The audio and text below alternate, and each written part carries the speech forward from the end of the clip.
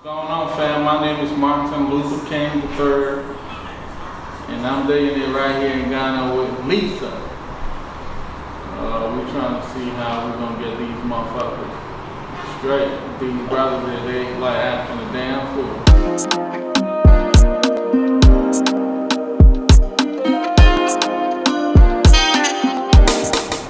They lost power and shit. This is a celebrity, a few of our kind. Trying to make sure we go extinct, but we're not dying yet. We're gonna survive it. We're good? You got the sound and everything? Yes. Welcome back to Afro-Ethiopia. We have a special guest today. I'm gonna allow him to introduce himself and let him talk about what he does before we get into this great conversation today. So tell us about yourself and your tribe and all that good stuff. Then we're going to jump right into it. Right. My name is Kobby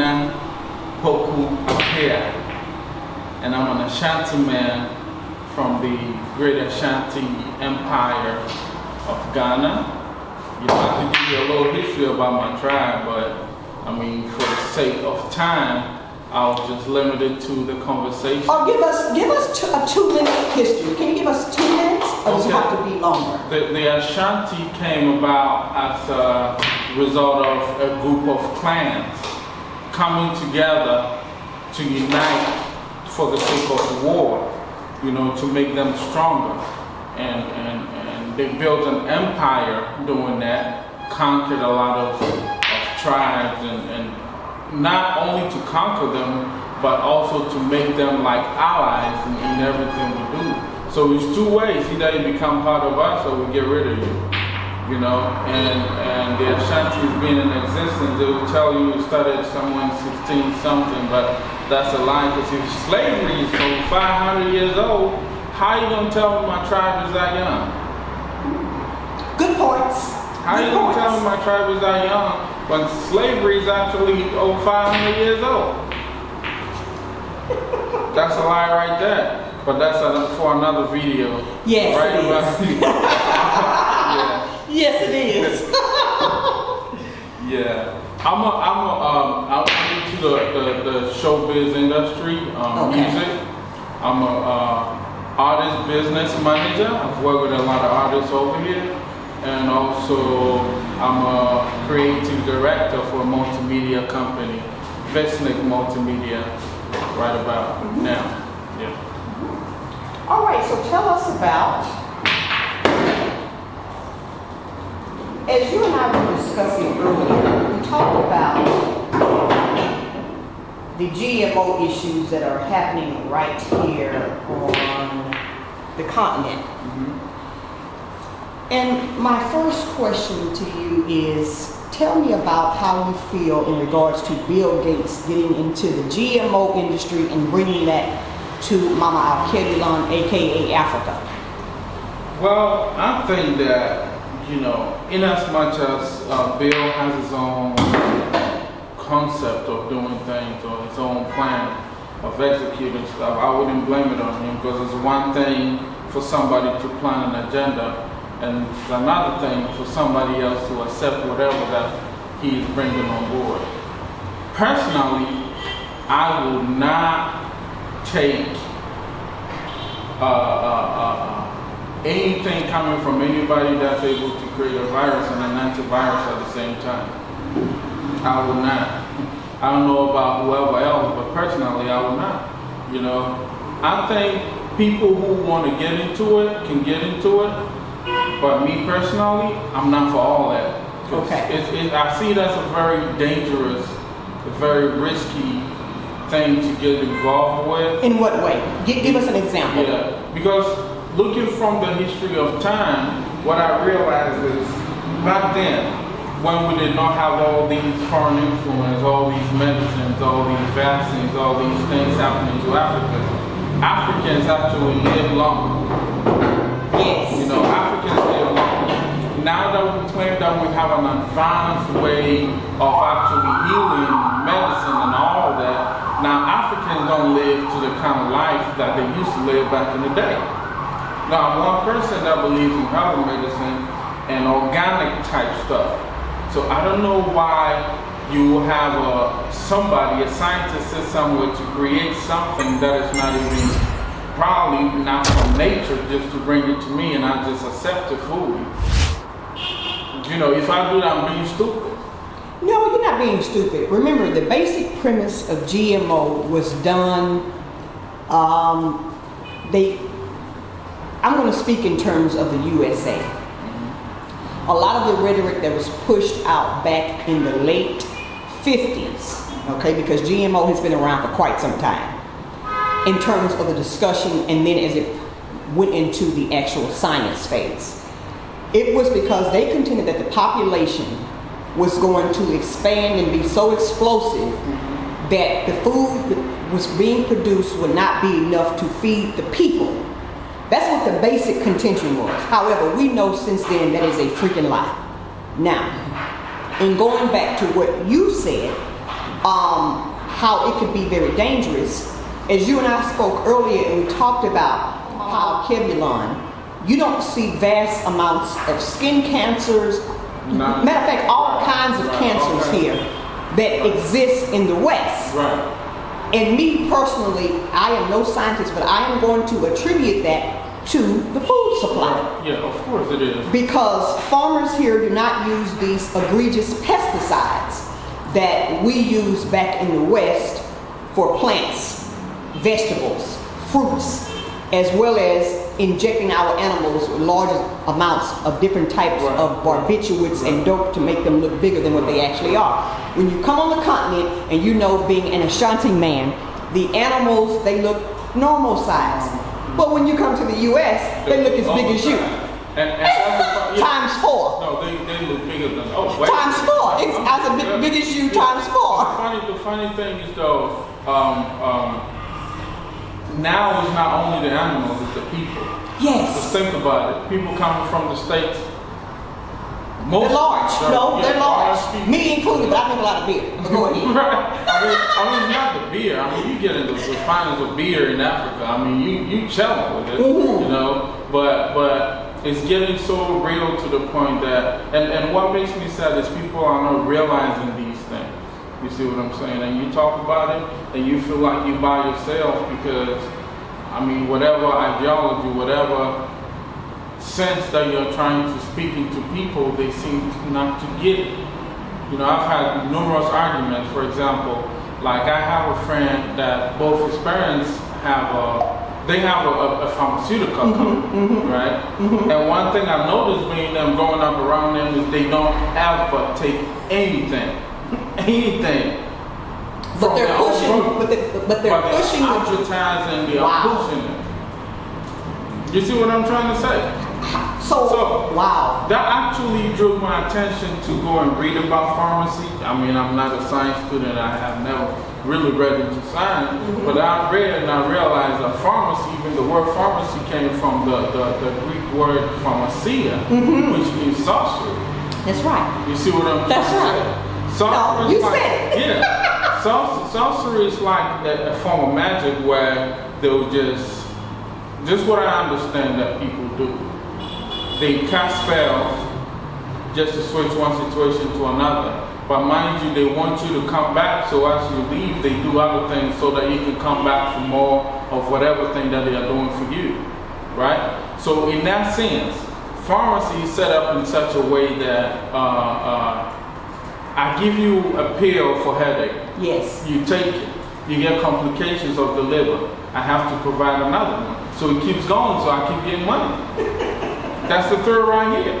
And that's what people are actually falling for. Yes. People don't understand. I had an argument because I'm more into herbal stuff. I'll take my leaves and all that. And one of my friends was, you know, just arguing with me. No, it's not good. You're not getting the right dosage. You have the right da-da-da-da-da-da. I'm like, okay. So if you taking a pill for malaria right now, you have the pill, you have the chemical that you supposedly think that is going to go heal you. But mind you, where does the preservatives go? It's toxic in your body, right? Now, where does if it's a tablet, that chemical they're going to use to harden it, where does it go? It goes in your system too. And your system has to take that. Do you know how serious that is? Just think about it. Do you know how many times they've changed the drug for malaria? It's still the same malaria, but they've changed it several times. From hydrochloroquine to artesunate to amodiaquine to lumefantrine, whatever. It's a whole lot. You dropping it. You dropping it. You see what I'm saying? You're And it keeps changing. But it's the same condition. You feel me? Yes. So why don't you reason? And no, this is nature. Nature goes back into nature, and that's how the universe is set up. You know, it's interesting that you say that in terms of nature going back to nature. Because people say, oh, you know, Lizzabitty, you know, you have allergies and all these things that are going on. However, everything in terms of the ecosystem on our Kebulon, it works for its purpose. Yeah. The flies, the dragonflies, the mosquitoes, the snakes. Everything works for the ecosystem, Right. and it basically balances itself out. However, when you come from the West and you have never dealt with, I'm going to say, a Ghanaian ecosystem, it's foreign to you. Right. So you look at it as, this is horrible. It can't be good. Why? Because you're not accustomed to what a real ecosystem is like. People forget, King, that, especially, I'm going to speak in terms of America. My brother Go Black to Africa calls her damn Erica. What they fail to realize is, at one time, damn Erica dealt with malaria, famine, just diseases that they really had no name for, smallpox, all these different. Oh, yes. The same thing that developing nations actually deal with, it was dealt with there. But they can't see the forest for the trees because in the here and now, they have this massive industrialization. And people don't realize that industrialization has pros and cons. There's pros and cons to everything you do. Everything. So what the gentleman is saying, he is spot on. But those of us that come to the West, comes from the West, and we have naivete in our minds. If we're not free thinkers, that's the word you wanted earlier, Right. being a free thinker, a conscious thinker. I don't necessarily use the word woke, but a free thinker and able to articulate your own thoughts based off what you see when you were talking about the GMO earlier. People are just not in tune with that because they are still bamboozled by the optics. One thing you have to learn about a lot of diasporans that come from the West, you have a lot of shiny shit. Yeah, you like a lot of shiny shit. And you all who gonna watch this, you know you like a lot of shiny shit too. That's just facts. And so what the brother is saying is true. And so we get caught up in the smoke of shiny shit. And we can't see the forest for the trees. So that's true what you're saying. And so because we get lost in that particular fog of shiny shit, we don't see clearly about anything else. Right. Unless they put some shine on it. Right. I mean, it sounds crazy. Right. No, I understand where you're coming from, and it's very true. Now, as I was saying, I was making a scenario out of the tame lion or the zoo lion and the jungle lion. Yes. It's two types. I mean, it's the same lion.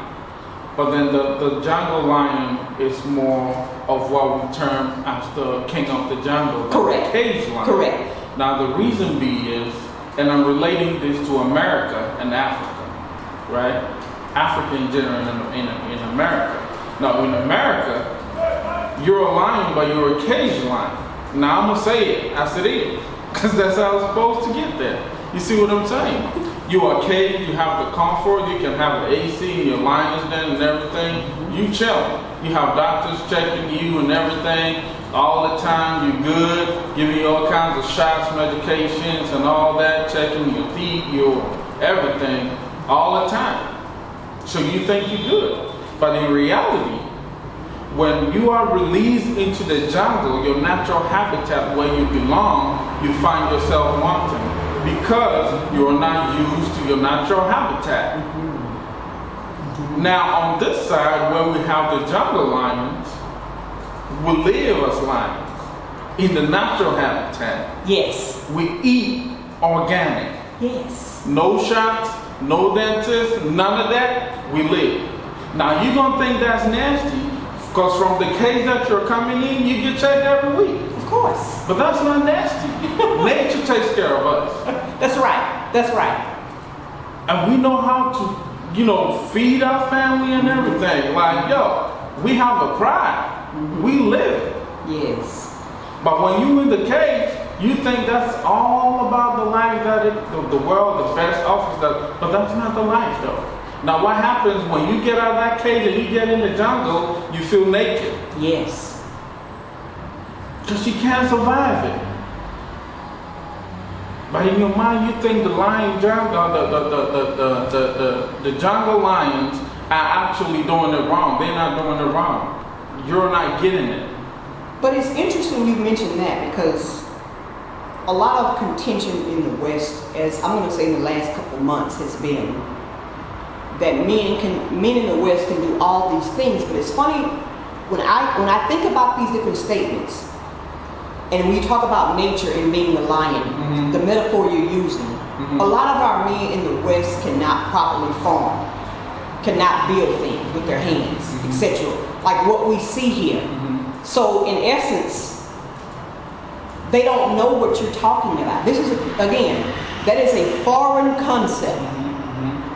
Unless someone has taken them, maybe when they're in their youth, and showed them these things. Right. But as a whole, they have no idea about no, sir. Yeah. But at the same time, I think that even it's happening here, most of the men, in general, black men are getting weak over the time because they are indoctrinated to think in a certain way, which they're actually not supposed to be thinking that way, being Africans. Yes. See? And that's why we see that shift coming where you have sisters from the diaspora, just trying to move on from, the setting that they know with, black men out there. They Correct. just like, we all the same people. We're all the same people. We all the same people. I agree. But sisters feel like there's a difference.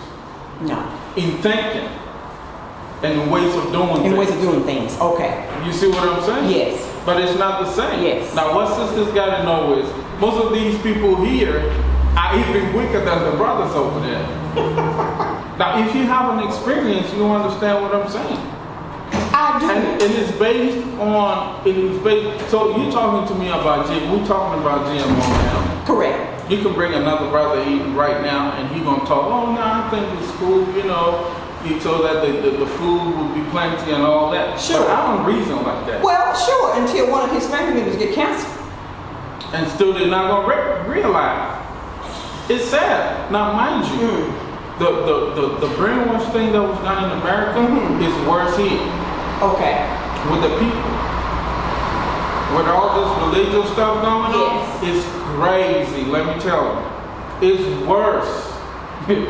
It's worse, actually very worse. When it comes to living, economics,